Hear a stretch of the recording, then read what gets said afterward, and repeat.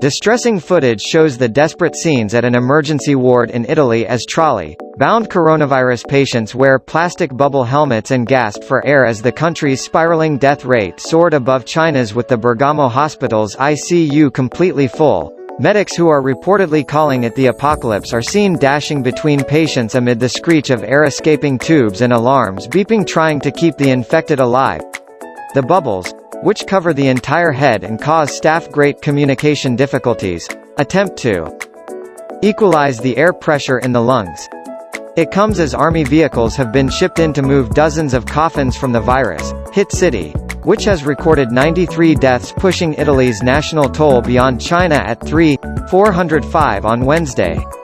The chronic pneumonia-like virus is killing hundreds each day in the European country, with doctors warning they have seen nothing like this before and are pleading with the UK to take further steps.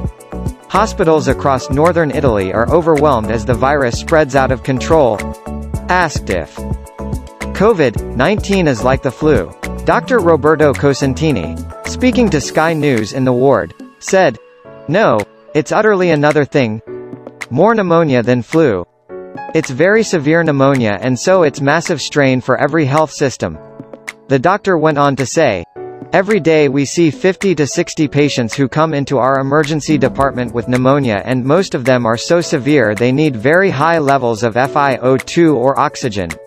The hospital, in the Lombardy province, is one of the most advanced in Europe but one of the most hard-hit in Italy, with Bergamo now the center of the epidemic.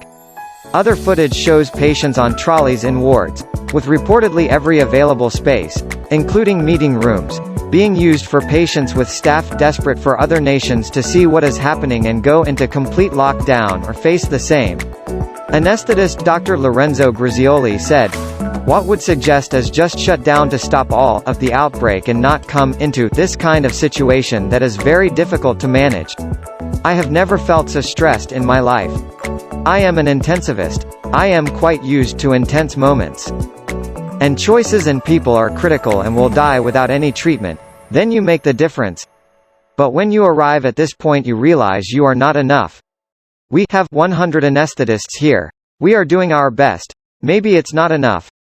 As the cases skyrocket, all the supplies and staff power are being used up. And it's similar story across the world. Unlike some countries, Italy is doing thousands of tests each day, but the recovery and death rate appears to be neck and neck.